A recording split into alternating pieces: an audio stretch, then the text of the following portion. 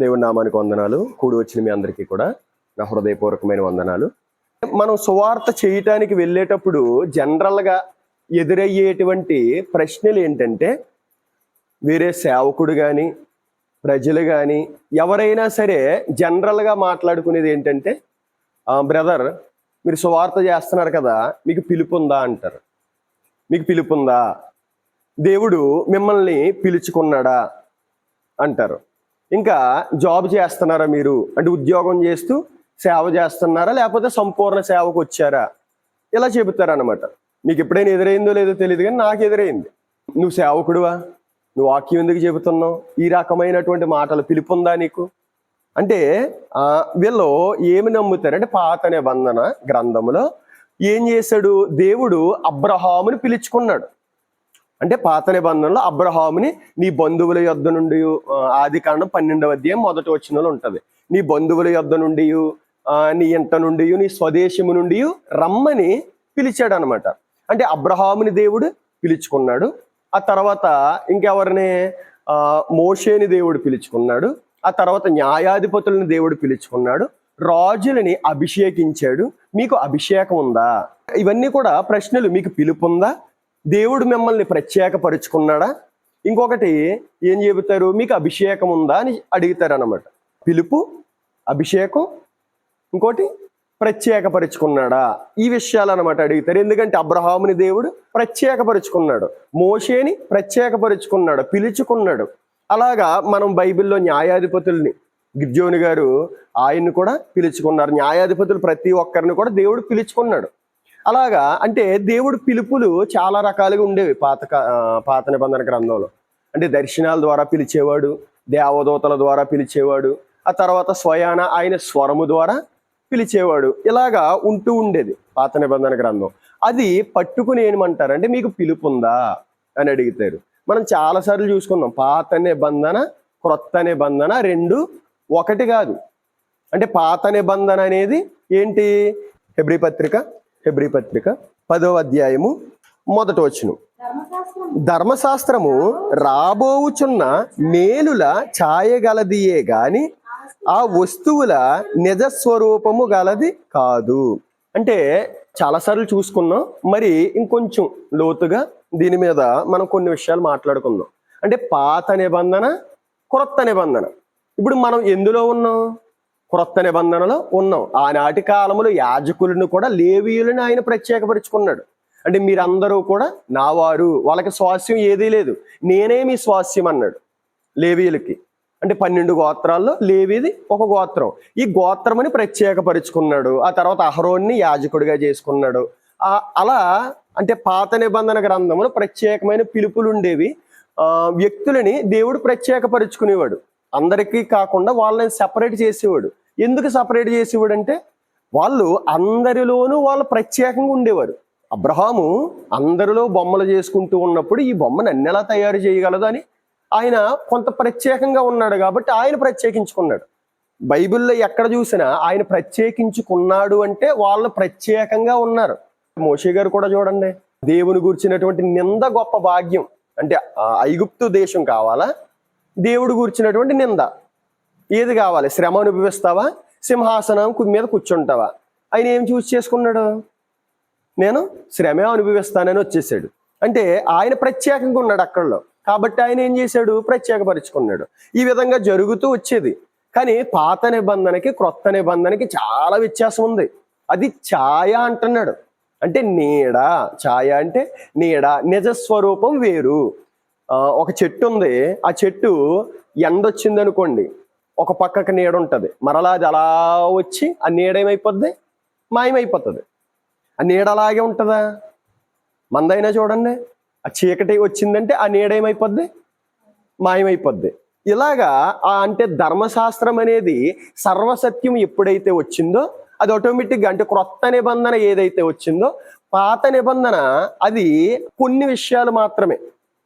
అంటే మోరల్ లా అంటారు, అంటే నైతిక విలువలు మాత్రమే అందులో నుండి మనం తీసుకోవచ్చు. ఇంకొకటి, మరి ధర్మశాస్త్రాన్ని ఎందుకు ఉంచాడు దేవుడు, మనకి బోధ కలగటానికి, మనకి బుద్ధి కలగటానికి. ఇప్పుడు ధర్మశాస్త్రము అనేది పాత నిబంధన క్రొత్త నిబంధన. ఇప్పుడు పాత క్రొత్త, రెండు వేరు వేరు కాబట్టి ఆ విధంగా పెట్టాడు కదా దేవుడు.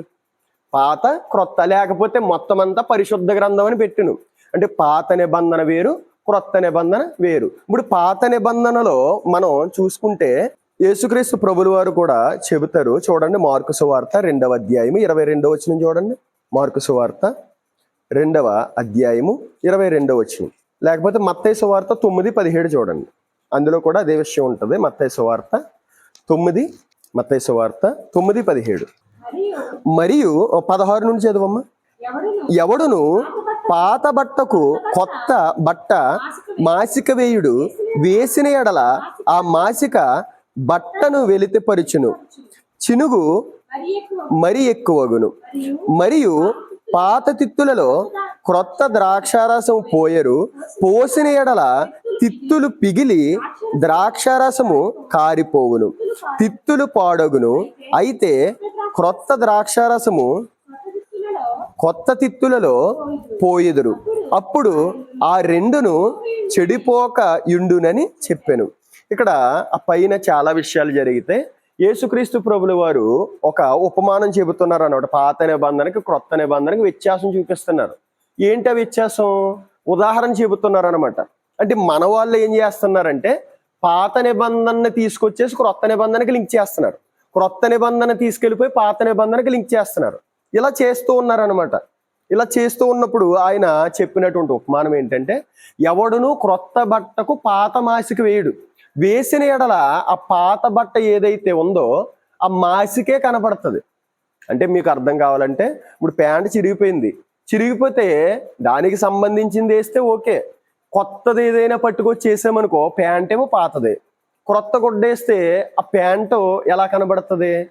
ఆ వెలితి అంటే ప్యాంట్ అంతా చూడడం, చూసిన వెంటనే ఆ వెలితే కనిపిస్తుంది. ఇంకా డెప్త్గా కింద వచనాలు చెబుతున్నాడు ఆయన. పాత తిత్తులలో క్రొత్త ద్రాక్షారసం పోయడంటే ఎవడను, పోసిన ఎడలు ఏమవుతుంది? ఆ తిత్తులు పగిలిపోయి ఇటు తిత్తులు పాడైపోతాయి, ఇటు ద్రాక్షారసము పాడైపోతుంది. అంటే తిత్తులు అంటే ఏంటంటే ఆనాటి కాలంలో ద్రాక్షారసాన్ని నిల్వ చేయటానికి, ఇప్పుడు మనకైతే డ్రమ్ములు ఉన్నాయి, ఆనాటి కాలంలో డ్రమ్ములు ఉండేవి కాదు. గొర్రెల చర్మం కానీ లేకపోతే మేకల చర్మం కానీ ఇలాంటి చర్మాలని ఏం చేసేవారంటే ఒక తిత్తుల కింద, తిత్తులు అంటే ఏంటి, మనం బాటిల్స్ అనుకోవచ్చు, బాటిల్స్ కింద పెద్ద పెద్ద ఇలా బాటిల్స్ ఆ ఆకారం అంటే ఎంతైతే ద్రాక్షారసం ఉందో దానికి సంబంధించి మనం కూడా చూడండి 2 లీటర్ల బాటిల్ అని, లీటర్ బాటిల్ అని ఇలా ఉంటుంది. అలాగా వాళ్ళు చేసుకునేవారు. ఏంటి? ఆ తిత్తులని చేసుకునేవారు. ఆ తిత్తులు ఏ విధంగా ఉంటాయి? క్రొత్త తిత్తు అనుకో, ఈ ద్రాక్షారసం పోసిన తర్వాత ఇప్పుడు ఈ ద్రాక్షారసం పులిస్తే ఏమవుతుంది? అందులో విస్ఫోటనం అనేది పెరిగి అది అంతకంత ఉష్ణోగ్రత ఇదంతా కూడా సంథింగ్ పెరిగిపోతుంది. లోపల పెరిగిపోయి ఏమవుతుంది? కొత్త తిత్తులు అనుకో అవి మెత్తగా ఉంటాయి కాబట్టి ఇది ఒకవేళ పవర్ పెరిగే కొద్దీ పైకి వచ్చే కొద్దీ దానికి తట్టుకుంటది. ఏది? ఆ తిత్తులు అనేవి తట్టుకుంటాయి. అదే పాత తిత్తులు అనుకో ఆల్రెడీ అవి తట్టుకుని గట్టిగా అయిపోతాయి. అంటే ఆ చర్మం ఇదంతా కూడా గట్టిగా అయిపోయి మరలా అందులో క్రొత్త ద్రాక్షారసం పోస్తే ఏమవుతుంది? ఆ దానికి ఇది ఆల్రెడీ తట్టుకున్నది. ఏది? ముందు క్రొత్త ద్రాక్షారసం తట్టుకుని ఇది పాత పడిపోయింది, ఇది పాత పడిపోయి గట్టిగా అయిపోయింది. ఇప్పుడు క్రొత్త ద్రాక్షారసం మళ్ళీ వేసామనుకో ఆ క్రొత్త ద్రాక్షారసం పులిసి మళ్ళీ విస్ఫోటనం అందులోకి వచ్చేసి మరలా ఏం చేస్తుంది? ఈ తిత్తులని ఏం చేస్తుంది? పగిలిపోయేలా చేస్తుంది. అప్పుడు ఆ పగిలిపోయింది అనుకో ఇటు తిత్తులు పాడైపోతాయి, అటు కొత్త ద్రాక్షారసము పాడైపోతుంది. కాబట్టి ఆనాటి కాలంలో ఎవ్వడు కూడా చేసేవాడు కాదనమాట. పాత తిత్తుల్లో క్రొత్త ద్రాక్షారసం ఎవడు పోసేవాడు కాదు, కొత్త తిత్తుల్లోనే పోసేవాడు. అది అప్పుడు తెలుసు. ఎవరికి తెలుసు? యేసుక్రీస్తు ప్రభుల వారికి తెలుసు. అప్పుడు అంతా కూడా ద్రాక్షారసం అనేది తాగేవారు, వైన్ కూడా తీసుకునేవారు. ఎక్కడైనా పెళ్లిళ్ళలో కూడా కానా విందులో ఏం పెట్టారు? ద్రాక్షారసం. అంటే అదేంటి? కొంచెం పులిసినటువంటి ద్రాక్షారసం, వైన్ టైప్ అనమాట. అంటే ఆనాటి కాలంలో. ఇప్పుడు ఇక్కడ మనం చూస్తే, ఇప్పుడు చదవండి మీకు బాగా అర్థమవుతుంది. 17వ వచనం. మరియు పాత తిత్తులలో క్రొత్త ద్రాక్షారసం పోయరు, పోసిన ఎడల తిత్తులు పిగిలి ద్రాక్షారసము కారిపోవును, తిత్తులు పాడగును. అయితే క్రొత్త ద్రాక్షారసము క్రొత్త తిత్తులలో పోయుదురు, అప్పుడు ఆ రెండును చెడిపోకయుండునని చెప్పాను. అంటే దీని యొక్క అర్థం ఏంటంటే పాత నిబంధన క్రొత్త నిబంధనకి వ్యత్యాసం చూపిస్తున్నాడు ఆయన. అంటే పై వచనాలు చూసుకుంటే కొంతమంది వచ్చి నీ శిష్యులు ఎందుకు ఉపవాసం చేయరని అడుగుతారు. నీ శిష్యులు ఎందుకు ఉపవాసం చేయరంటే పెండ్లి కుమారుడు ఉన్నప్పుడు ఉపవాసం చేయవలసినటువంటి పని లేదు, పెళ్లి కుమారుడు లేనప్పుడు ఉపవాసం చెయ్యాలని చెప్పి కొన్ని విషయాలు చెబుతాడు. అంటే అక్కడ ఇన్నరగా ఏంటంటే పాత నిబంధనకి క్రొత్త నిబంధనకి వ్యత్యాసం చూపిస్తున్నాడు ఆయన. సందర్భాన్ని బట్టి పాత నిబంధనకి క్రొత్త నిబంధనకి వ్యత్యాసం చూపిస్తూ అది దీనికి కలపొద్దు, ఇది దానికి కలపొద్దు, ఏది అదే. కొత్త నిబంధన క్రొత్త నిబంధనే, పాత నిబంధన పాత నిబంధనే. ఒకవేళ ఇది పట్టుకెళ్ళి దాంట్లో పెట్టావు అనుకో, అది పట్టుకొచ్చి దీంట్లో పెట్టినా రెండు కూడా పాడైపోతాయి. ఇప్పుడు పిలుపు విషయంలోను వీటి విషయంలో కూడా అంతే. కొంతమంది ఏం చేస్తారంటే దర్శనాలు దేవుడు నాకు సేవ చేయాలని ఎంతో ఉంటుందండి, దేవుడు నాకు దర్శనం చూపిస్తాడని చూస్తున్నాను అంటా ఉంటారు. అంటే ఆనాటి కాలంలో దర్శనాల ద్వారా దేవుడు పిలుచుకున్నాడు కదా, స్వరం ద్వారా దేవుడు పిలుచుకున్నాడు కదా, ఇప్పుడు నన్ను అదే విధంగా పిలుస్తాడు అని చెప్పి అనుకుంటారు. ఇప్పుడు ఈ విషయాలన్నీ కూడా మీకు నెక్స్ట్ కొన్ని విషయాలు చెబితే అర్థమవుతాయి. ఇప్పుడు మరి దేవుడు అదే విధంగా పిలుచుకుంటాడా, ఆల్రెడీ పిలిచేసుకున్నాడా? అదే విధంగా పిలుచుకుంటాడా, అలాగే కళల ద్వారా దర్శనాల ద్వారా వచ్చి పిలుచుకుంటాడా, లేకపోతే ఆల్రెడీ పిలుపు అనేది జరిగిపోయిందా? అంటే పిలుపు అనేది ఆల్రెడీ జరిగిపోయింది, అందరికీ జరిగిపోయింది. క్రైస్తవులుగా ఉంటున్నటువంటి అందరికీ ఆల్రెడీ పిలుపు జరిగిపోయింది. మనకి ప్రామాణికం ఏంటి? బైబిలే కాబట్టి బైబిల్లో నుండే చూద్దాం. పిలుపు జరిగిపోయిందా లేకపోతే దేవుడు పిలుచుకుంటాడా? బైబిల్లో నుండి గనక మనం చూస్తే చూడండి, 1 కొరింథీ 1:26. 1 కొరింథీ 1:26. సహోదరులారా మిమ్మును పిలిచిన పిలుపును చూడుడి. చాలమ్మ, ఏమంటున్నాడు ఆయన?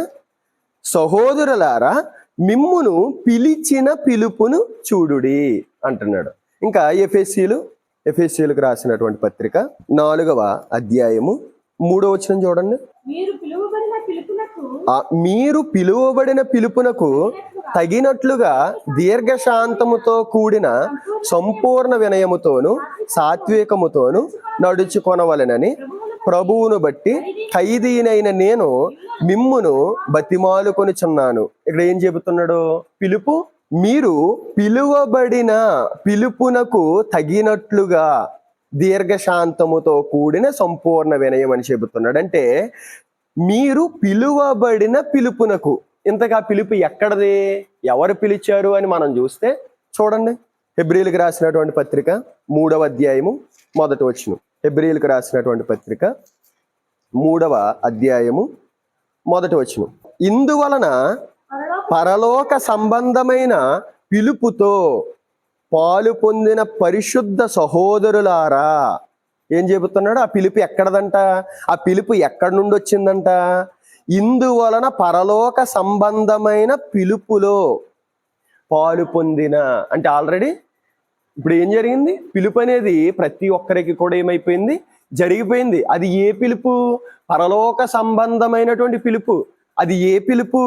ఇంకో వచనం చూద్దాం, చూడండి. 2వ తిమోతి 1వ అధ్యాయము 10వ వచనం. 2వ తిమోతి 1వ అధ్యాయము 10వ వచనం. మన క్రియలను బట్టి కాక తన స్వకీయ సంకల్పమును బట్టి అనాది కాలములనే క్రీస్తు యేసునందు మనకు అనుగ్రహింపబడినది, క్రీస్తు యేసును మన రక్షకుని ప్రత్యక్షత వలన బయలుపరచబడినదినైన తన కృపను బట్టి మనలను రక్షించి పరిశుద్ధమైన పిలుపుతో ఆయన మనలను పిలిచేశాడు ఆల్రెడీ. ఆయన ఎలా పిలిచేశాడంట చూడండి, మన క్రియలను బట్టి కాదు, తన స్వకీయమైనటువంటి సంకల్పమును బట్టి అనాది కాలముననే క్రీస్తు యేసునందు మనకు అనుగ్రహింపబడినది. ఆ పిలుపు ఇదంతా కూడా అనాది కాలములోనే క్రీస్తు యేసు ద్వారా అనుగ్రహింపబడిందంట. క్రీస్తు యేసును మన రక్షకుని ప్రత్యక్షత వలన బయలుపరచబడినదై తన కృపను బట్టి మనలను రక్షించి పరిశుద్ధమైన పిలుపుతో ఆయన మనలను పిలిచెను. అంటే ఆయన మరణము ద్వారానే మనల్ని ఏం చేశాడంట? పిలుచుకున్నాడంట. పిలుపు ఆల్రెడీ జరిగిపోయింది. అంటే అది ఎప్పుడు జరిగిందంటే ఎప్పుడైతే మన యొక్క పాపాలు ఆయన రక్తములో పరిహరింపబడ్డాయో అప్పుడే పిలిచేసుకున్నాడు. మీకు అర్థం కావాలంటే ఆనాటి కాలములో అయితే ఒక్కొక్కరిని పిలుచుకున్నారు. లేవి గోత్రం వాళ్ళే ఉండాలి, ఆ తర్వాత యాజకులే ఉండాలి, అబ్రహామే, ఇలా పిలుచుకున్నారు. కానీ ఇప్పుడు యేసుక్రీస్తు ప్రభు పిలుపు ఏ విధంగా జరిగింది? సర్వ సృష్టికి వెళ్ళి సర్వజనులను సువార్త చెయ్యండి, నమ్మిన వారికి బాప్తీసం ఇవ్వండి, సమస్త జనులను ఏం చేయమంటున్నాడు? శిష్యులుగా చెయ్యండి అని చెబుతున్నాడు. ఇప్పుడు పిలుపు అయితే జరిగిపోయింది. ఈ పిలుపుని ఏం చేసుకోవాలి అంటే నిశ్చయత చేసుకోవాలి. పిలుపు ఆల్రెడీ జరిగిపోయింది, కానీ ఆ పిలుపుని మనం గుర్తించాలి. చూడండి, 2 పేతురు 1:10, 2 పేతురు 1:10, 2 పేతురు 1:10. అందువలన సహోదరులారా, మీ పిలుపును ఏర్పాటును నిశ్చయము చేసుకొనుటకు మరి జాగ్రత్త పడుడి. అంటే పిలుపు ఆల్రెడీ జరిగిపోయింది, ఆ పిలుపుని ఏం చేసుకోమంటున్నాడు? అందువలన సహోదరులారా, మీ పిలుపును ఏర్పాటును నిశ్చయము చేసుకొనుటకు మరి జాగ్రత్త పడుడి. అంటే దాన్ని గుర్తెరగండి. దేవుడు ఆల్రెడీ మిమ్మల్ని ఏం చేసుకున్నాడు? పిలిచేసుకున్నాడు. ఈ పిలుపుని మీరు ఏం చేయాలి? గుర్తించాలి అంటున్నాడు. మరి ఎంతమంది గుర్తిస్తున్నారు? గుర్తించిన ప్రతి ఒక్కరూ కూడా ఇప్పుడు సేవకులుగా అయ్యారు. అర్థమైందా? ఇప్పుడు మన సేవకులే ఉన్నారు. పాస్టర్ గారు, ఆయన్ని కూడా దేవుడు పిలిచేసుకున్నాడు. పాస్టర్ అమ్మగారిని కూడా పిలిచేసుకున్నాడు. ఇప్పుడు వాళ్ళు ఏం చేశారు? దేవుని సేవ నేను చెయ్యాలి, అందుకే నేను ఏర్పరచబడ్డాను అని చెప్పి ఏమనుకున్నారు? ఆ పిలుపుని గుర్తించారు. గుర్తించి ఏం చేశారు? ఎక్కడైతే ఎవరు సేవ చెయ్యలేనటువంటి ఊరు ఏదైతే ఉందో ఆ ఊరిని చూసుకుందామని చెప్పి గోడు తిప్ప రావటం జరిగింది. అంటే పిలుపును గుర్తించి ఏం చేశారు? వాళ్ళు ఆ పిలుపునకు తగినట్లుగా జీవించారు అన్నమాట. అంటే ఒక సేవకులు, ఆనాటి కాలంలో యాజకులు అంటే దేవుడి ఏర్పాటును బట్టి వారే యాజకులు. కానీ యేసుక్రీస్తు ప్రభు ఒక్కరినే చేసుకోవాలి. శిష్యుల్ని పిలుచుకున్నాడు, 12 మందిని పిలుచుకున్నాడు ఆయన. కానీ ఆ 12 మంది కూడా ఎవరెవరు? ఒక వృత్తికి చెందిన వాళ్ళు కాదు, ఒక గోత్రానికి చెందిన వాళ్ళు కాదు. ఒకరు జాలరులైతే, ఒకరేమో వైద్యులు, ఒకరేమో సుంకరులు, ఒకరేమో పాపులు. ఈ విధంగా అంటే రకరకాలుగా పిలుపు వెళ్ళింది. ఆ తర్వాత వారి ద్వారా ఏదైతే ఆయన పునరుద్ధానం గురించి ప్రకటన చేస్తున్నారో అప్పుడే పిలిపోతుంది. దేవుడు పిలిచేసుకుంటున్నాడు. ఆ పిలుపుని ఎవరైతే నిశ్చయత చేసుకుంటారో వారే దేవుని యొక్క సువార్త చేయగలరు. అర్థమవుతుందా? ఇప్పుడు కొంతమంది దర్శనాల ద్వారా దేవుడు నన్ను పిలుచుకుంటాడు ఇది అంటున్నారు కదా. ఇప్పుడు హెబ్రీలకు రాసినటువంటి పత్రిక చూడండి. ఆనాటి కాలానికి ఈనాటి కాలానికి వ్యత్యాసం హెబ్రీ పత్రికలో చెబుతాడు. చూడండి, హెబ్రీలకు రాసినటువంటి పత్రిక 1వ అధ్యాయము, హెబ్రీలకు రాసినటువంటి పత్రిక 1వ అధ్యాయము 1వ వచనం నుండి, పూర్వకాలమందు నానా సమయములలోను నానా విధములుగాను ప్రవక్తల ద్వారా మన పితరులతో మాట్లాడిన దేవుడు ఈ దినముల అంతమందు కుమారుని ద్వారా మనతో మాట్లాడెను. ఇక్కడ ఏం చెబుతున్నాడంటే పూర్వకాలములో దేవుడు ఏ విధంగా మాట్లాడేవాడంటే పాత నిబంధన గ్రంథములో ఎలా మాట్లాడేవాడంట? పూర్వకాలమందు నానా సమయములలోను నానా విధములుగాను ప్రవక్తల ద్వారా మన పితరులతో మాట్లాడిన దేవుడు ఈ దినముల అంతమందు కుమారుని ద్వారా మనతో మాట్లాడెను. అంటే ఆనాటి కాలంలో నానా సమయములలో, సమయం అంటూ లేదు, దేవుడు పిలుపు కోసం పరితపించేవారు.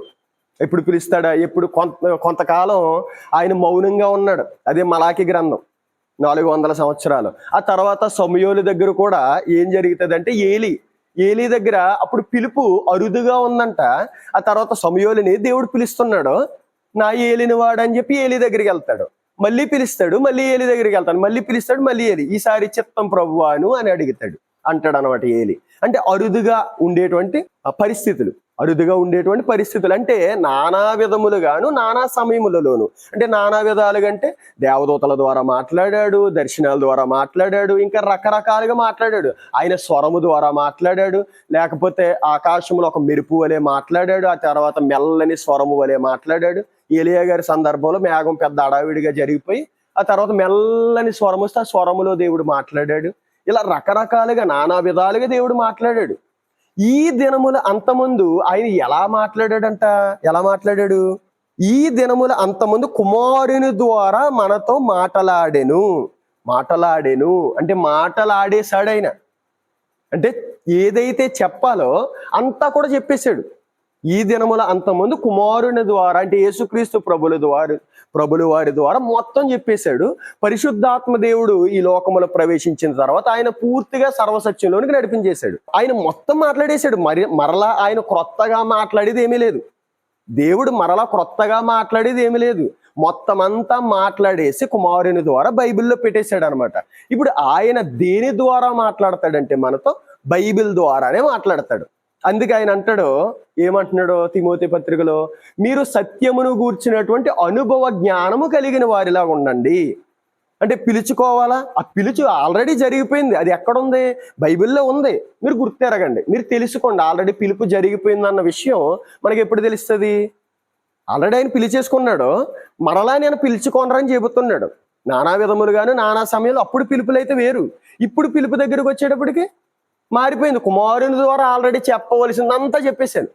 మిమ్మల్ని ఎందుకు పుట్టించానో చెప్పాను, ఎందుకు బ్రతకాలో చెప్పాను, ఎందుకు చచ్చిపోతున్నారో చెప్పాను, చచ్చిపోయిన తర్వాత ఏమవుతుందో చెప్పాను, ఆ తర్వాత పరలోకం ఎలా ఉంటుందో చెప్పాను, నరకం ఎలా ఉంటుందో చెప్పాను, ఆ నరకానికి వెళ్ళిన వాడి పరిస్థితి చెప్పాను, పరలోకానికి వెళ్ళిన వాడి పరిస్థితి చెప్పాను. ఇదంతా కూడా మొత్తం చెప్పేశాను మీకు మరలా నేను చెప్పవలసిందంటూ ఏదీ లేదు. అదే చెబుతున్నాడు. కుమారుని మాట్లాడేశాడు అనమాట. మాట్లాడేసినప్పుడు సత్యమును గూర్చినటువంటి అనుభవ జ్ఞానం కలిగి ఉండు. అంటే వాక్యము గూర్చినటువంటి అనుభవ జ్ఞానం మనకు కలిగి ఉంటే మనకు అన్నీ తెలుస్తాయి, మనకు అన్నీ కూడా తెలుస్తాయి. కానీ ప్రస్తుత కాలంలో ఏ విధంగా ఉంటుంది? దీని మీద ఏముండట్లేదు. వేరే వేరే విషయాలను నేర్చుకోవడానికి కూడా ప్రయత్నాలు చేస్తున్నారు. ఈయన ఎందులో అనుభవ జ్ఞానం సంపాదించుకోమన్నాడు? 66 పుస్తకాలు అనేక మంది హతసాక్షులు అయిపోయి మనకి అందించాడు ఆయన స్వయాన. ప్రవచనం ఎప్పుడు మనిషిని ఇచ్చని బట్టి కలుగలేదు, కానీ మనుషులు పరిశుద్ధాత్మ ప్రేరణ ద్వారా దేవుని మూలముగా పలికిరి. అంటే ఆయన ఇంత కష్టపడి ఇంత ఇందులో పెట్టేసి, ఇందులోని ప్రతి విషయం ఉంది. మనిషికి కావలసినటువంటి ప్రతి విషయం ఇందులో ఉంది. 66 పుస్తకాల్లో నేను పెట్టాను. ఆ 66 పుస్తకాలు మీకు ఒక గ్రిప్ వచ్చేయాలి. ఈ 66 పుస్తకాల పట్ల మీకు ఒక అవగాహన వచ్చేయాలి. మీకు అనుభవ జ్ఞానం అనేది ఇందులో సంపాదించేసుకోవాలి. అప్పుడు మీరు ఎటు కూడా తప్పిపోరు, ఎటు కూడా వెళ్ళిపోరు, సులువుగా చిక్కులు పెట్టి పాపం వైపు వెళ్ళరు. ఇది రకరకాలుగా చెప్పేశాడు ఆయన. కానీ ప్రస్తుత కాలంలో వేరే వేరే విషయాల పట్ల అనుభవ జ్ఞానం సంపాదించుకుంటున్నారు. అంటే ఇప్పుడు కూడా బైబిల్ మీద మనకు అవగాహన ఉందనుకోండి, పిలుపు ఆల్రెడీ ఏమైపోయింది. ఎవరైనా అడిగితే పిలుపు పాత నిబంధన క్రొత్త నిబంధనకి చాలా తేడా ఉంది. అది ఛాయ, ఇది నిజస్వరూపం. అప్పుడు బలులు ఇచ్చేవారు. నువ్వు బలిస్తున్నావు, ఇప్పుడు దేన్ని బలిస్తున్నావు అడగటమే. ఆనాటి కాలంలో బలులు ఇచ్చేవారు, మరి ఇప్పుడు ఎందుకు బలిలు ఇవ్వట్లేదు? ఆల్రెడీ బలిగా యేసుక్రీస్తు ప్రభు వచ్చేసాడు. ఆ బలి అంటే యేసుక్రీస్తు ప్రభువుకి నీడే ఆ బలులు. ఇలా చెప్పటం అనమాట. ఇలా చెబితే ఆ తర్వాత ఏంటి? పిలుపు అనేది ఆల్రెడీ జరిగిపోయింది. ఎప్పుడైతే ఆయన మరణించాడో ఆ మరణం ద్వారానే పిలుపు అందరినీ పిలిచేసుకున్నాడు. ఈ పిలుపు అనేది పరిశుద్ధమైనటువంటి పిలుపు. ఈ పిలుపు అనేది పరలోక సంబంధమైనటువంటి పిలుపు. ఈ పిలుపుని మనం నిశ్చయత చేసుకోవాలి. అంటే ఆ పిలుపుని గుర్తించి మనం ముందుకు వెళ్ళాలి అనేటువంటి విషయాలు ఇప్పుడు దాకా చూసాం. ఇప్పుడు చూడబోయే విషయాలు, దేవుడు మనల్ని ప్రత్యేకపరుచుకున్నాడా? పిలుచుకున్నాడు, ఓకే. మరి ప్రత్యేకపరుచుకున్నాడా? చూద్దాం. ఆనాటి కాలంలో ప్రత్యేకపరుచుకున్నాడు కదా అందరినీ. ఈనాటి కాలంలో ఆయన ఏ విధంగా ప్రత్యేకపరుచుకున్నాడో మొదటి పేతురు 2వ అధ్యాయము 9వ వచనం. అయితే మీరు చీకటిలో నుండి ఆశ్చర్యకరమైన తన వెలుగులోనికి మిమ్మును పిలిచిన వాని గుణాతిశయములను ప్రచురము చేయు నిమిత్తము ఏర్పరచబడిన వంశమును, రాజులైన యాజక సమూహమును, పరిశుద్ధ జనమును, దేవుని సొత్తైన ప్రజలై ఉన్నారు. మనల్ని కూడా ప్రత్యేకపరుచుకున్నాడంట. ఎలా ప్రత్యేకపరుచుకున్నాడో చూడండి. అయితే మీరు చీకటిలో నుండి ఆశ్చర్యకరమైన తమ వెలుగులోనికి మిమ్మును పిలిచిన వాని, అంటే ఏం చేశాడు ఆయన? అయితే మీరు చీకటిలో నుండి ఆశ్చర్యకరమైన తమ వెలుగులోనికి మనల్ని, చీకటిలో ఉన్నటువంటి మనల్ని ప్రత్యేకపరుచుకుని తన వెలుగులోనికి తీసుకొచ్చాడు. మీకు ఎఫెసీ 2:1 చూడండి. పూర్వం మనం ఏ విధంగా ఉన్నామంట? 2:1 మీ అపరాధముల చేతను పాపముల చేతను మీరు చచ్చిన వారై ఉండగా ఆయన మిమ్మును క్రీస్తుతో కూడా బ్రతికింతని. చాలమ్మ. అంటే ఇక్కడ ఏం చెబుతున్నాడు ఆయన? ఏం చెబుతున్నాడంటే అపరాధముల చేతను పాపము చేతను అంటే చీకటిలో ఉన్నటువంటి మనల్ని ఆయన వెలుగులోనికి పిలుచుకుని మనల్ని చీకటికి మనల్ని దూరం చేసి ప్రత్యేకపరుచుకున్నాడు ఆయన. అర్థమవుతుందా? అప్పుడు ప్రత్యేకపరుచుకున్న తర్వాత మనం చేయవలసినటువంటి పని ఏంటి చూడండి. ఆయన ప్రత్యేకపరుచుకున్నాడు కాబట్టి మనం చేయవలసినటువంటి పని ఏంటంటే అదే పేతురు 2:9 మరలా చూడండి. అయితే మీరు చీకటిలో నుండి ఆశ్చర్యకరమైన తన వెలుగులోనికి మనల్ని ప్రత్యేకపరుచుకున్నాడు. ఎలా ప్రత్యేకపరుచుకున్నాడో పిలుచుకుని ప్రత్యేకపరుచుకున్నాడు. మిమ్మును పిలిచిన వాని గుణాతిశయములను ప్రచురము చేయు నిమిత్తము ఏర్పరచబడిన వంశమును, రాజులైన యాజక సమూహమును, పరిశుద్ధ జనమును, దేవుని సొత్తైన ప్రజలునై ఉన్నారు. ఆనాటి కాలంలో అహరోనే యాజకుడు కాదు, ఆనాటి కాలంలో లేవీలు గోత్రమే యాజకులు కాదు. ఈనాడు అందరూ కూడా యాజకులేనంట. దేవునిలోనికి ఎవరైతే వచ్చారో, చీకటిని ఏదైతే విడిచిపెట్టి వెలుగులోనికి వచ్చి దేవుణ్ణి అంగీకరించారో వాళ్ళందరూ కూడా ఏంటి చూడండి, రాజులైన యాజక సమూహం ఏర్పరుచుకున్నాడంట, ప్రత్యేకపరుచుకున్నాడు ఆయన. మరలా చదువుదాం చూడండి. అయితే మీరు చీకటిలో నుండి ఆశ్చర్యకరమైన తమ వెలుగులోనికి మిమ్మును పిలిచిన వాని గుణాతిశయములను ప్రచురము చేయ నిమిత్తము ఏర్పరచబడిన వంశము అంటే ఏర్పరుచుకున్నాడు, ఒక వంశంగా ఏర్పరుచుకున్నాడు.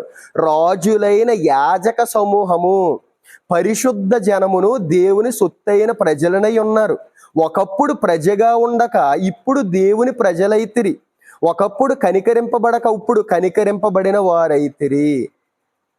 చూడండి, ఒకప్పుడు మనం దేవుని ప్రజలం కాదు, ఇప్పుడు దేవుని ప్రజలుగా మారాం. అంటే ఏర్పరుచుకున్నాడు, పిలుపు ద్వారా మనల్ని ఏర్పాటు చేసుకున్నాడు. ఇప్పుడు మనం చేయవలసినటువంటి పని ఏంటంట, అక్కడే ఉంది. మనం చేయవలసినటువంటి పని ఏంటి? అయితే మీరు చీకటిలో నుండి ఆశ్చర్యకరమైన తన వెలుగులోనికి మిమ్మును పిలిచిన వాని గుణాతిశయములను ప్రచురము చేయు నిమిత్తం. ఎందుకు పిలుచుకున్నాడంట ఆయన? ఎందుకు ప్రత్యేకపరుచుకున్నాడు?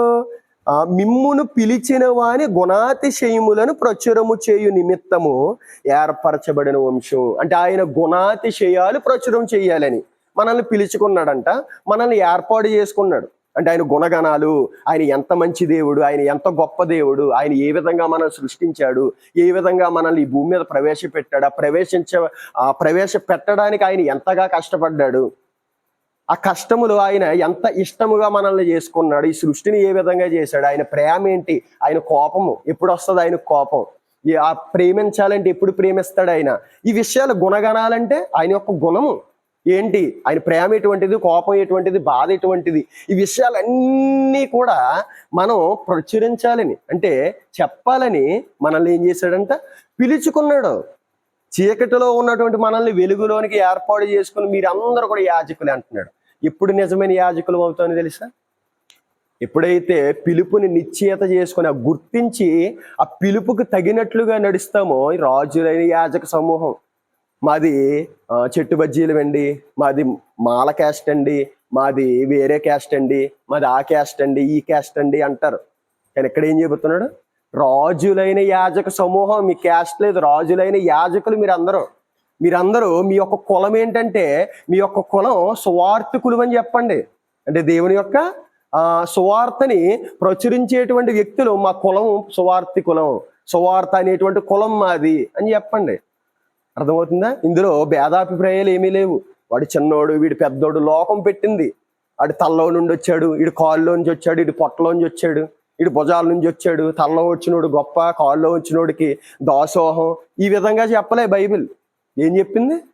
మీరందరూ రాజులేని యాజక సమూహం, నా తండ్రి మిమ్మల్ని పిలుచుకున్నాడు, ఆయన గుణగణాలను ప్రచురం చేయండి అన్నాడు. కాబట్టి దేవుని మీద ఆధారపడి ముందుకు మనం నడవాలని ప్రభు పేరట మిమ్మల్ని మనవి చేసుకుంటున్నాను. ఈ నా చిన్న వాక్యము దేవుడు మన వినికిడిలో ఫలింపజేయునుగాక. ఆమేన్.